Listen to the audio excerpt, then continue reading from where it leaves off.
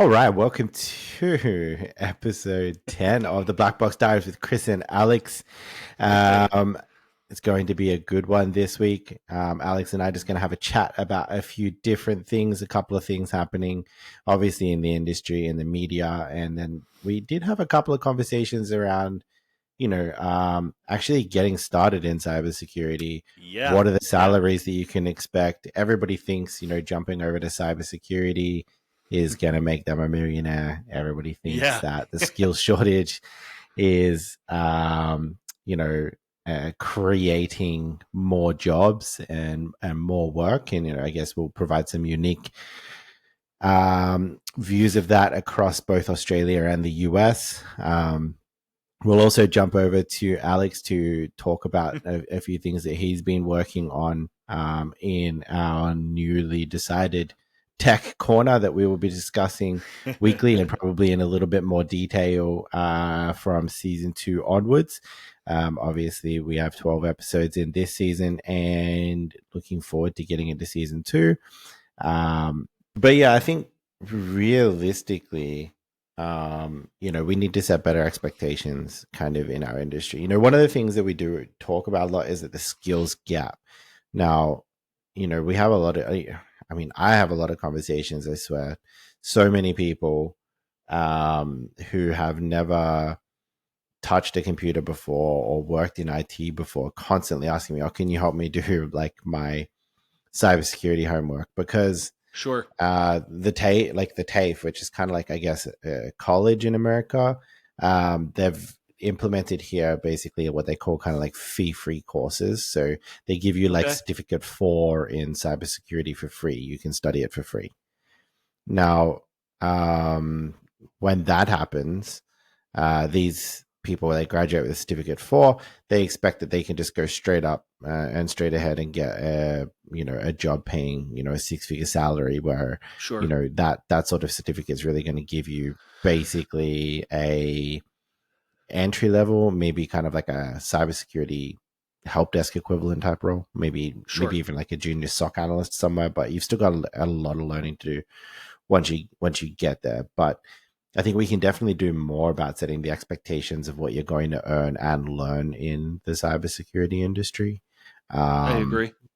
from our perspective, but I think as experienced professionals, it's probably up to you and me to be realistic with people when they ask us those questions and encourage people to do it. But you definitely have to have the right mindset, and you really have to be prepared that you're not going to be just jumping into like a huge salary. You're not going to be the world's best pen tester or computer hacker Sure. Yeah. in like 2 weeks time. You really have to put in the hard yards and do it. I still know people Yeah. that have been doing cybersecurity for like 10 plus years, and they still haven't cracked the big salary that they were expecting to get.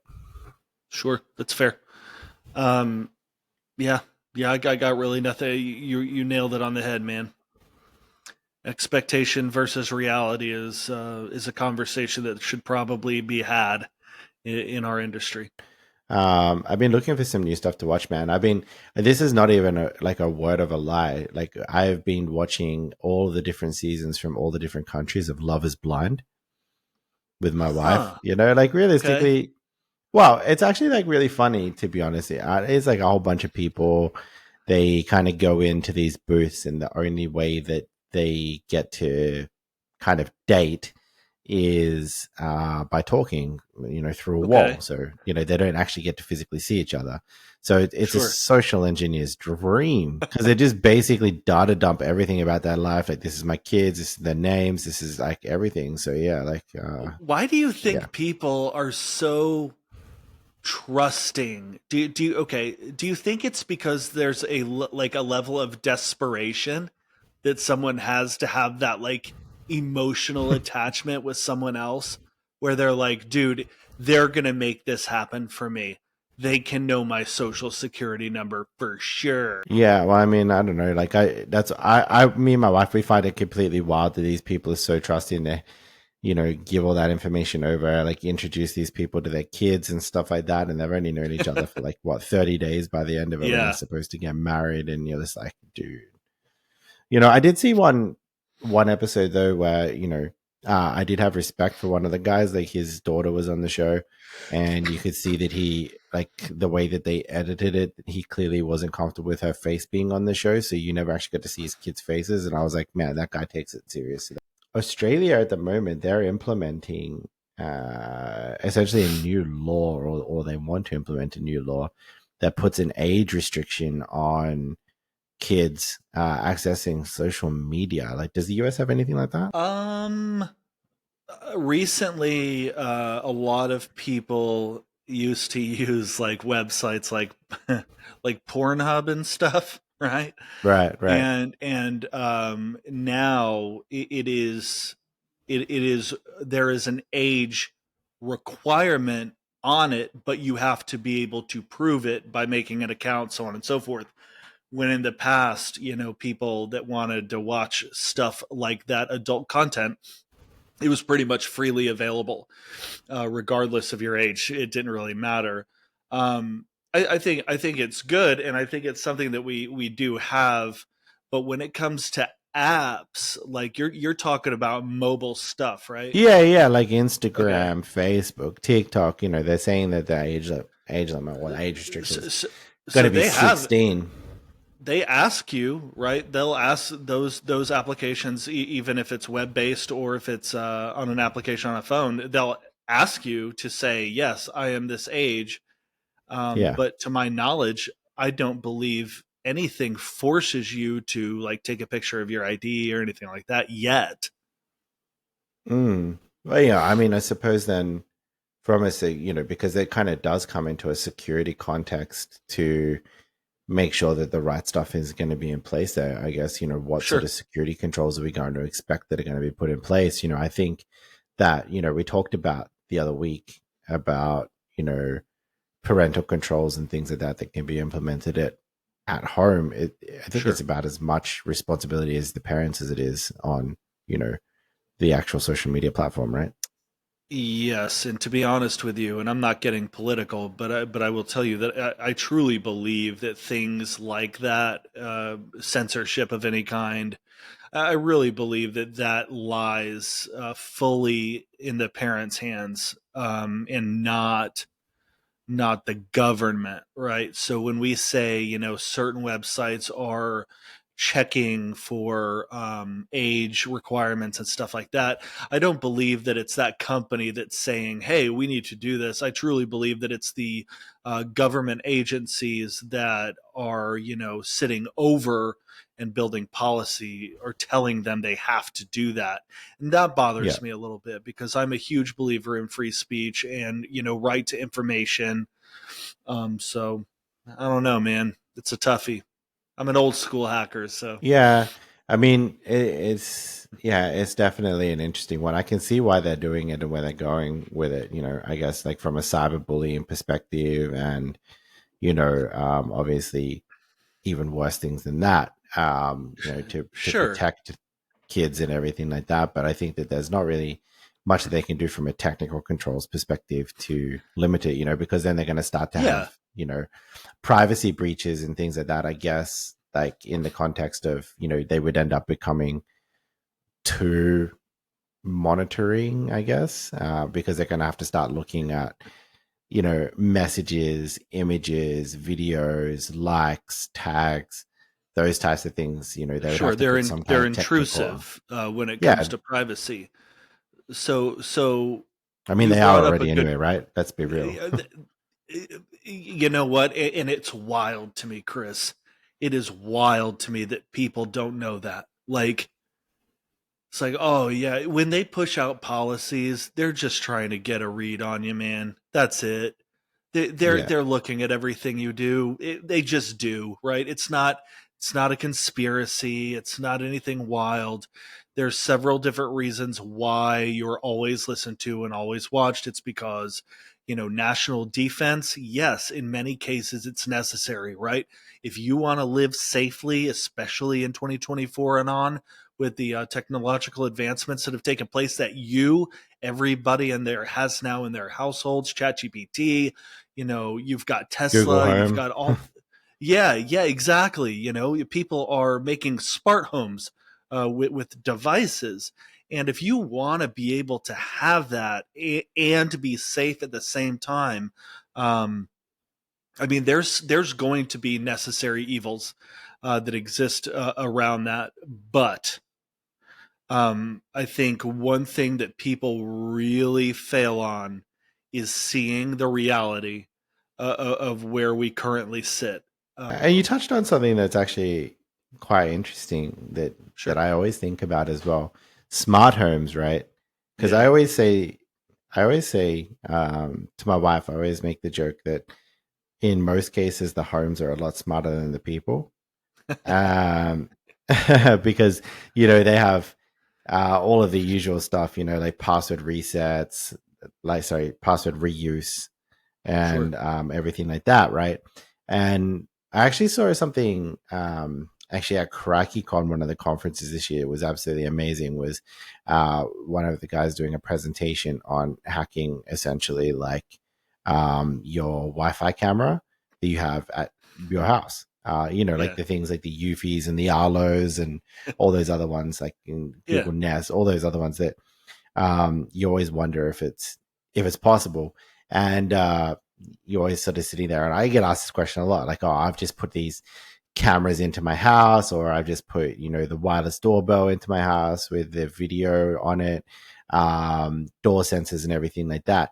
If somebody gets onto my Wi-Fi or whatever, can they turn all these things off?" Well, realistically, it's not impossible. I mean, No. technically you just have to turn the Wi-Fi off in general, and most of them won't do what they're Sure. doing because you won't be able to see anything because they're connected by Wi-Fi. So once they're Sure. disconnected, is what it is, right? Yeah. Um, so, but this guy, he actually, and I mean, I can't remember his name to be honest, but it was a really cool presentation. But he went through about how to actually change out the QR code that you register. So, when you get the camera, I don't know if you've ever installed them, but you get the camera and it comes with the booklet and it has a QR code in the booklet. And it's like, scan this QR code. It takes you through the online setup and the portal setup and everything like that to set the camera up with all of its security features and security Okay. settings.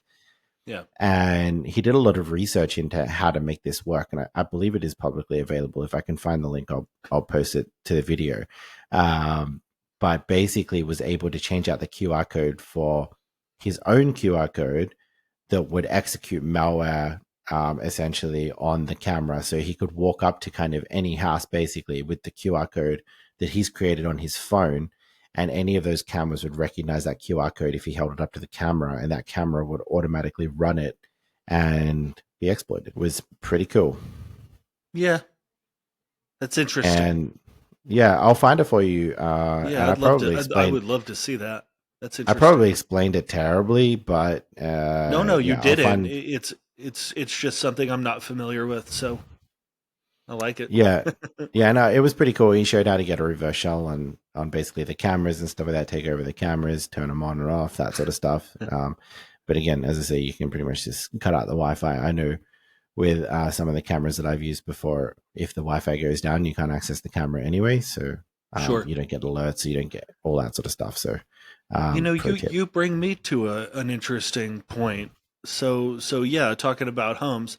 Hey, how many times and how many times have you conducted a professional penetration test for a company and it's internal, and you were able to gain your initial foothold on a printer or copier and actually laterally move to domain administrator? Look, to be honest, Yeah.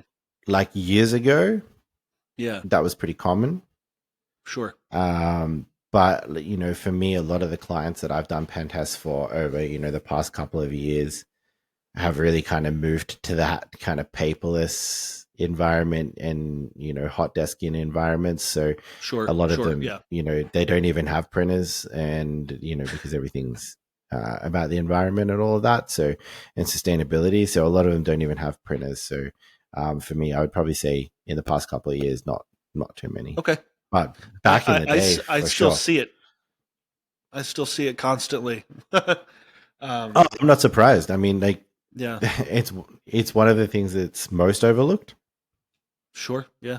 Um, it's similar to, and this has always been one of my favorite ones. When an organization, they say, can you come and do a pen test, and we'll include a physical pen test as part of it to see like if you can get you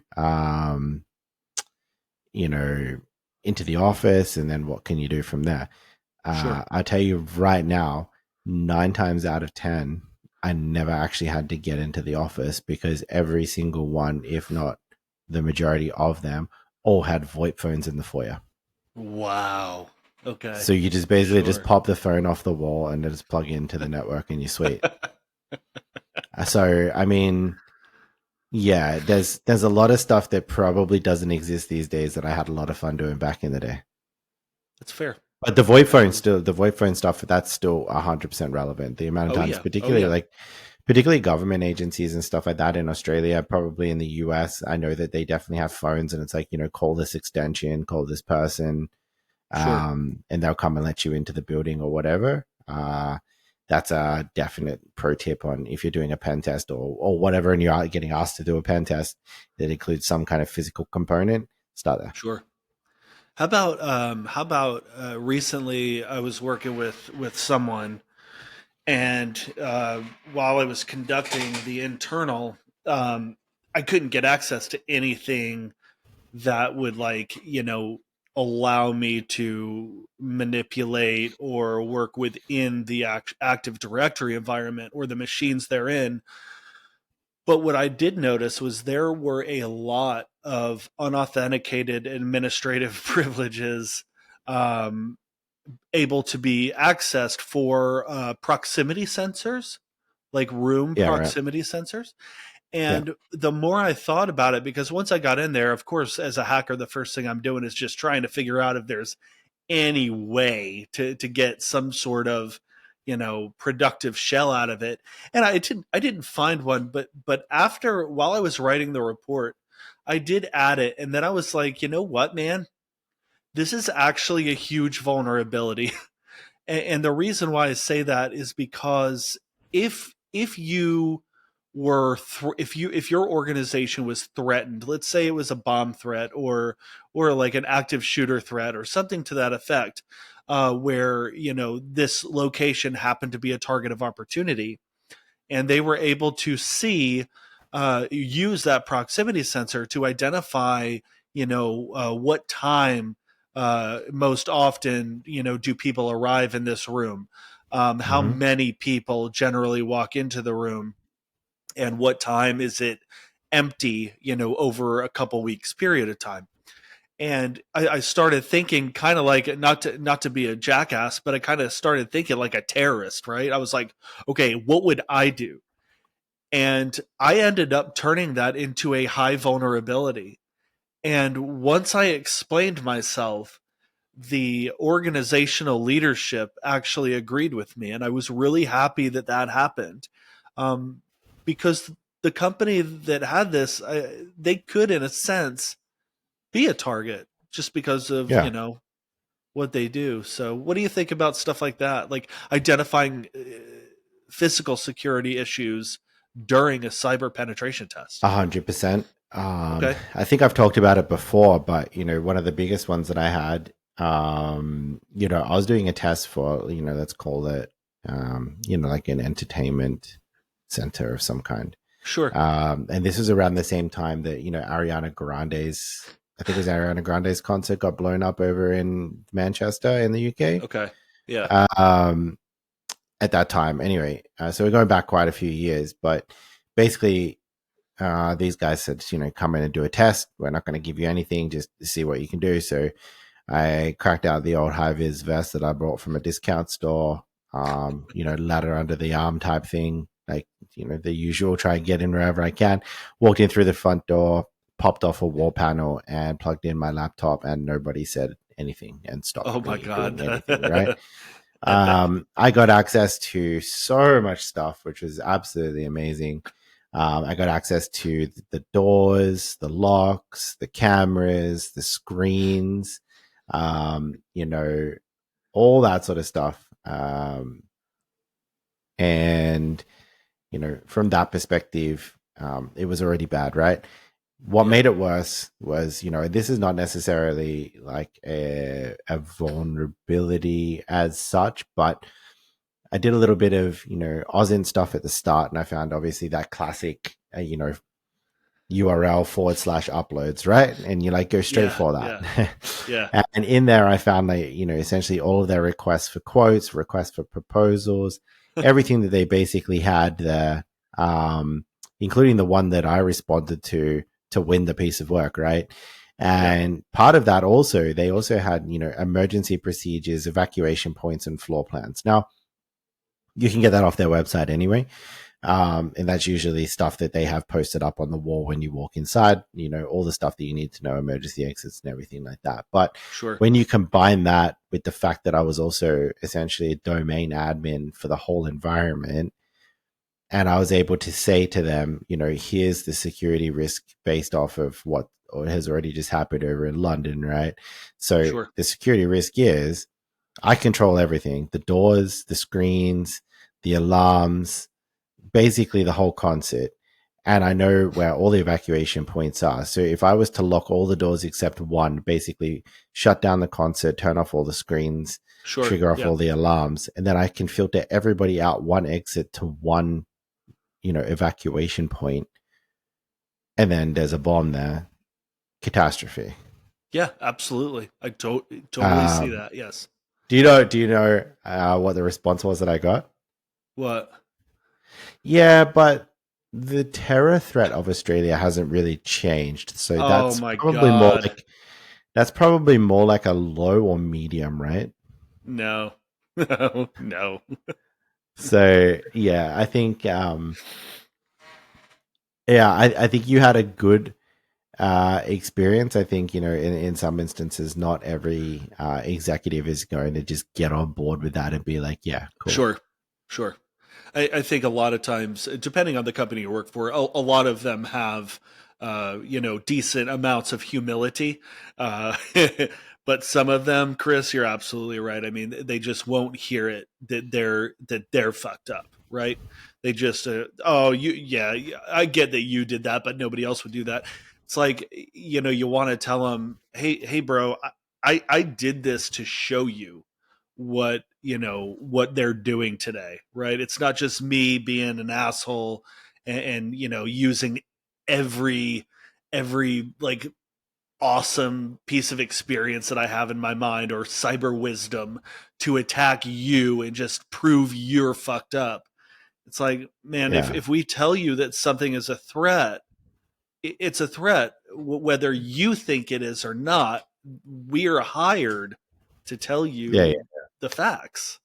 Yeah, I'm not just a green tick type person. I'm not going to come out and just do a review just to give you an all clear for Right. you and Exactly. accept what you want. Like it's the same, like and we had a conversation about this because I had a client not long ago that wanted some additional screenshots and things like that, for example, Sure. of some of the stuff that was done.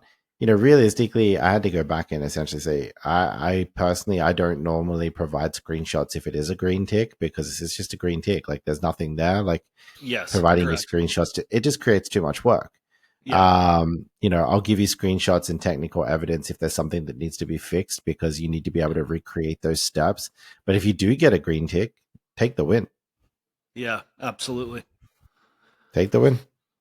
A good thing about Nessus Professional, right? And I'm not sitting here trying to sell people Nessus, but when Nessus identifies vulnerabilities nowadays, you have the ability to print the report out in a way that it actually walks the security team through a remediation process, so Yeah. that vulnerability can be easily fixed without us, overflowing a report and kind of throwing a fire hose at them.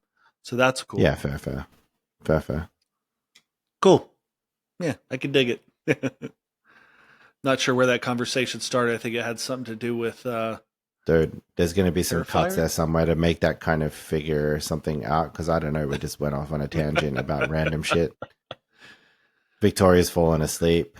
All right. So, Alex, I did see something today that I wanted to get your opinion on, actually, which was OpenAI saying that they've blocked 20 global malicious campaigns using AI for cybercrime and disinformation. Okay. Now, they're basically saying that they essentially stopped a bunch of different types of organizations and criminals and whatever Okay. using, their API, using their, as we've talked about, like all the tools kind of have a back end of ChatGPT these days, right? Sure. So they're saying that any of them that have been used for malicious activity, they've sort of been able to stop those and kind of block those. Now, I guess the reason I find that interesting is we see so many cybersecurity companies at the moment saying that their stuff is backed by AI and they're using it for this. So, what if we flip that around and, what if the AI companies, such as OpenAI and things like that, go the other way, because we see so many tech companies that branch out, into cybersecurity. So, what if the AI companies start doing that too? And then instead of having to go and buy a cybersecurity product that has AI, like it's all incorporated in the one thing, from OpenAI. Oof. I mean, in my brain right now, it's got like a devil on one shoulder, right, and then an angel on the other. You've seen Terminator, right? So you know Skynet. What's Terminator? Tell me you're lying. Yeah, of course I'm lying, dude. Oh, okay. Sorry.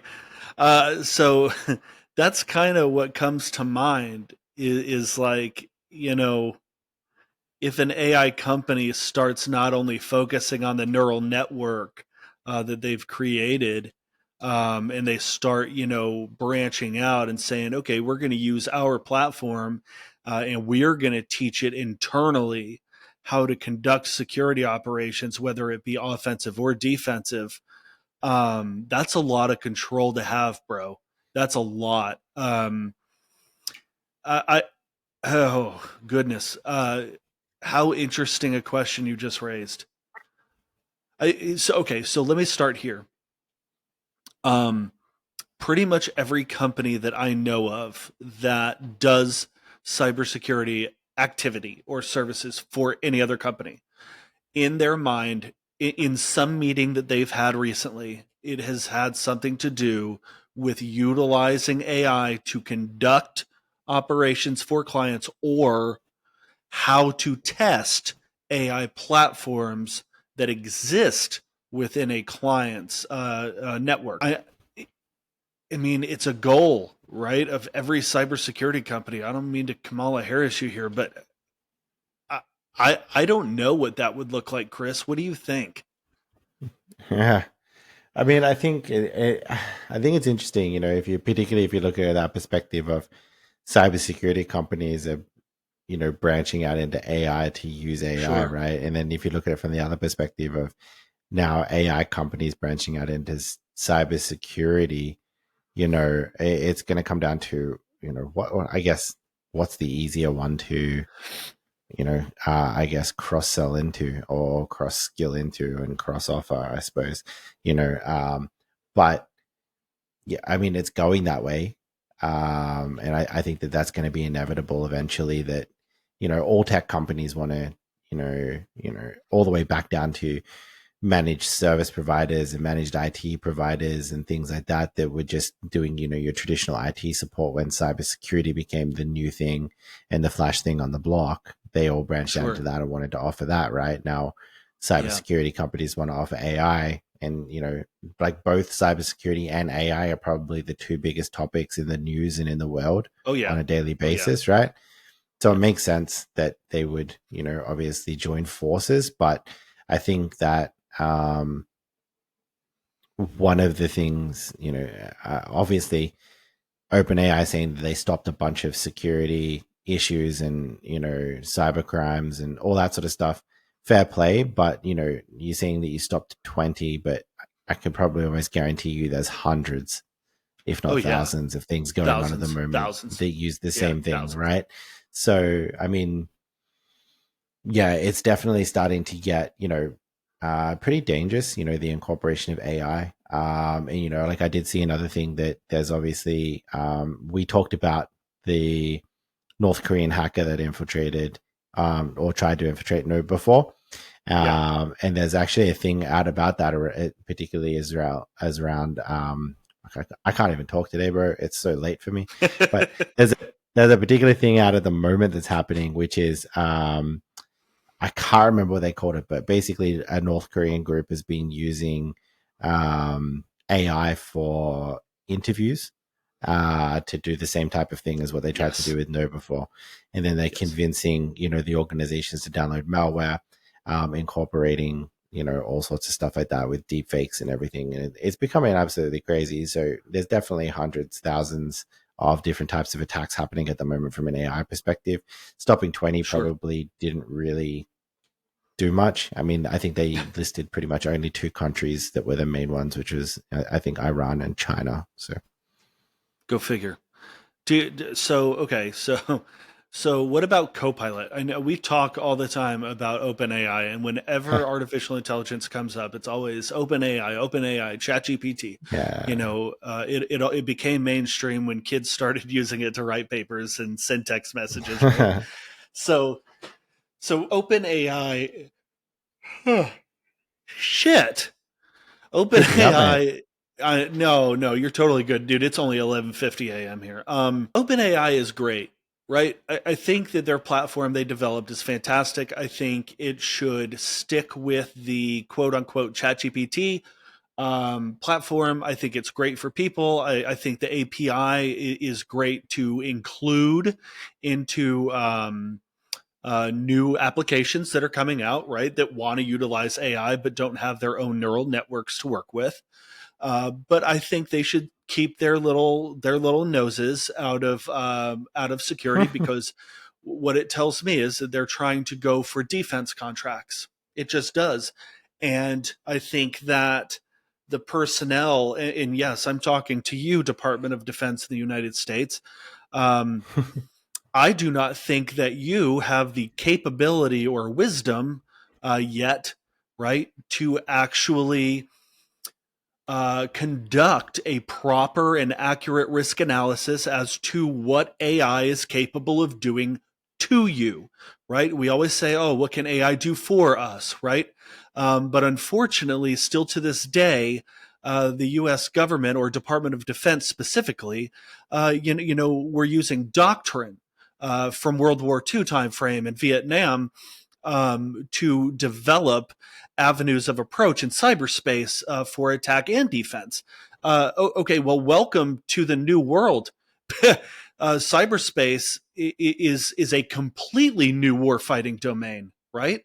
You cannot utilize old school doctrine to fight a war in 2024. You can't do it. It doesn't. No, the answer is no. So OpenAI, do what you do, right? I think it's great. But I think that organizations who are interested in utilizing AI as an attack platform, develop your own internal neural networks. Don't have it focus on giving you all the information you ever wanted, right? But have it focused on the task at hand, right? If your organization is tasked with conducting penetration tests, you don't need AI to do the penetration test for you. What you need is AI in some manner or fashion to assist your penetration testers. I know Victoria, our producer, she took a couple classes with me at a local college, and one thing that I brought up about ChatGPT, and you can make fun of me later, Victoria, if you want to, but I always told my students, use ChatGPT. Absolutely. Why not? Right? It's there. It's no different than utilizing a calculator, but don't use it to do your work, right? Use it to research. If you get an interesting topic that comes down and you're like, man, I want to know more about it, bro, use ChatGPT. I don't care. Word it similarly, but do your own work. That's it. Same thing for any cybersecurity organization that is looking to utilize AI as a platform to assist their penetration testers in their testing. It'll be a force multiplier. That's all I got, Chris. True. Well, I mean, you did raise the question about Copilot. I Sure. think they're Yeah, all kind sorry. of That's all right. They're all kind of the same, really, to be honest. I've used Copilot as well. You get pretty similar results anyway. Sure. Um, I think, they're all much of a muchness around, which one's going to be best for you, which one's going to be best for your organization. Obviously, Microsoft and, OpenAI and all that really, pick your flavor. Sure. What happened Pick to your flavor. X's AI? Do you remember that? They Grok Nope. or something? Oh, Gronk? yeah, yeah, yeah. Yeah. I don't know what happened to it actually. I think that got canned. I'm not sure why Elon made that decision, but I don't know. It's Probably needs to just focus on it's space probably travel. political because he did have that. Well, he did have that big fight with OpenAI, right? So, Yeah, um, yeah, yeah, it could be related to that. I'm not 100% sure. So, yeah. Not um, every fight's worth fighting. no, but I think we're definitely going to enter an interesting space, particularly if AI companies start looking into branching out themselves into cybersecurity. I think it's going to be, well, I think it is a lot easier to hire a cybersecurity person than it is to hire an AI expert, right? So they're probably going That's to get a fair. bit of a leg up on that from that perspective. Sure. That is fair indeed. All right. Uh, do we have any questions from the No, we don't. subscribers? Not this week. Womp womp. Because we took Oh the yeah, 2 weeks to kind of get back into the recording, so we didn't really have a chance to that's grab fair. them. That is Yeah, fair. All right. yeah. Cool beans. Back. So, Alex, Yes. Yes. let's talk about getting into cybersecurity and what Okay. can you expect? Will you be a millionaire within the No. first 2 weeks of joining cybersecurity or No. changing your career to cybersecurity? Absolutely not, Chris. No. And a lot of people today seem to, well, you know what, man? A lot of people seem to believe they will, but it's not their fault, right? Because I think a lot of the commercialization of cybersecurity, in mass, right, is kind of telling people, yeah, yeah, go to school, and they really want people to spend their money on getting Yeah. degrees and stuff like that. They're like, oh yeah, get into cyber today, jump into this college and spend tuition on this, that, and the other, right? Yeah. And you change your life forever, and it will, right, if you're good at it, right? Just getting a baseline degree in cyber is probably not going to do nearly as much for you as building yourself up as a professional with experience, and that could be anywhere. That could be in Hack the Box. That could be in offset community, right? Hmm. YouTube, conducting your own testing at home using VulnHub. That is far more valuable to me if I'm hiring a pen tester. I believe that's a much more effective approach to getting prepared for a financially successful career in cyber, whether it's blue or red. But no, you will not become a millionaire as a pen tester and only a pen tester, right? Just like any job, right? Remaining stagnant or at that one point in the military or in the army, we always said, don't get comfortable, right? If you find yourself comfortable, that is the first um, that's the first warning sign, right, to you as a professional that you're starting to fail. Okay. If you are not constantly pushing forward to achieve new successes, you are failing yourself, right? And it's an easy fix, man. Build in your mind a gorgeous track to, if it's a millionaire you want to be, you're going to have to figure out a way to either become a high level executive in a heavy cybersecurity organization, or you're going to have to build your own. And a lot of people are capable but never will because they don't build that success track in their mind. What do you got, Chris? Yeah. No, yeah, I would agree, but I mean, like, it is one of those things because the perception of it is a little bit crazy. Everybody always says like, "Oh, you you work in cybersecurity, you must be rich. How do I get into cybersecurity so I can be rich? Sure. And then you have things like you're cruising Facebook or you're cruising Instagram, and then you see that advert that says earn a six-figure salary in cybersecurity by completing this course that costs you like 10 grand or something to do it. And it's all really kind of like basic stuff, Yeah. or Yeah. you see stuff online that says, you need a CEH or whatever, right? And Right. for me, I've never really looked at the CEH and gone, man, like I'm going to hire a person because I got a CEH, right? No. It's like a multiple No. choice exam, like to show that you're a pen tester, right? And then you got uni degrees now pushing you down that path. And Sure. I'll be honest with you, man. I had a few like uni grads, right?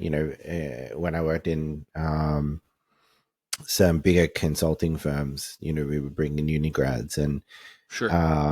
we have graduate programs and everything like that. And I What sat does that across mean, unigrads?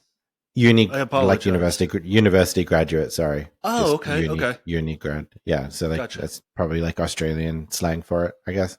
But yeah, like graduates from university, right? So they finish their Sure. university degree, they apply for like a graduate program, so they give you like their university scores, their grade point average, and everything like that. I'm not sure what that is in the US, Sure. but like the score when you finish university. This is how. Yeah. GPA. Yeah, Yep. yeah, this is how great you are, or whatever. I didn't know if it was different there or whatever, but No. and then they throw that down. They throw down their certificates, honors, and merits, everything. They do an interview, and then they come on as like a graduate. It'd be the same at the big consulting firms in the US. It's a global thing, and then Sure. when they come on, I tell you, legitimately, I sat across the table from so many graduates from university before they'd even finished their degree, and some that had finished their degree, they were asking me for 150K a year, Oh. right? And as I Oh. said, some of these kids hadn't even finished university yet. And then, Oof. they would say to me, based off of my experience and my market research, this is how much I'm worth. What experience are you talking about? Like you're Yeah. 21, you're 22, Right. so I think, yeah, it's one of those things where we do kind of create that culture because, it is one of the highest paid IT roles that you can It get is. into, Yeah. right? That's If not the accurate. highest. Um, but I remember very early on in my career, I actually had a conversation with an executive at the company I was working at when I was quite young, right? And he gave me this kind of like not necessarily like an ultimatum, right? But like a kind of a career map type thing on the board, right? Let's say a Sure. career map where he Like a said, like professional you're development map. kind of yeah. Well, he Okay. talked me through like and it kind of stuck with me. He sort of said, like if you want to be kind of a technical resource, then you're kind of going to plateau eventually, and when you plateau, it's you're going to be really good at the technical competency of your field, and you're going to hit that kind of like that roof or that canopy that's not going to you're not going to be able to bust through that any higher or any further, right? Now, Sure. um with that also comes kind of this stagnant salary as well, right? Because when you kind of hit that, then you're kind of only really going to be getting your annual increase here and there and a bonus here and there, but you're never Yeah. going to really kind of you'll jump from one technical role to the next technical role. So like let's tie that Right. back to say being a pen tester, right? Let's say you get all the way up to being a principal pen tester, and Yep. then like that's it, that's what you are, you're a principal pen tester. So like the next firm that you go to, you're a principal pen tester, you might negotiate 5 to 10 grand more because the market changes. You go into a new company, you always get a bit of a bump when that happens, Yeah. but you're kind of always going to do that. But to kind of really bust through that barrier of salary, you really need to have what I would call, and what my mentor back in the day said, is kind of that comprehensive end-to-end skill set. So you have your Sure. technical competency, that's your foundational layer, and from that foundational layer you then build your additional skills on top, which is like your governance, your people management, your leadership. And Sorry. all right, that brings us to the end of episode 10 of the Blackbox Diaries. It was a pretty chill one today, just Yeah. covering a few different things and just having a bit of a chat. Um, Sorry about the delayed releases, but we will be back next week better than ever. And Yes. if you have anything you want us to cover, if you do have any feedback, we appreciate the feedback. Jump on, drop us a comment, Yeah. even if it is not great feedback. It's all good. We take it all on board. All feedback is good feedback. So yeah, Yes. aside from that, like and subscribe. Don't be lazy. And we'll see you next week. Love you. Bye.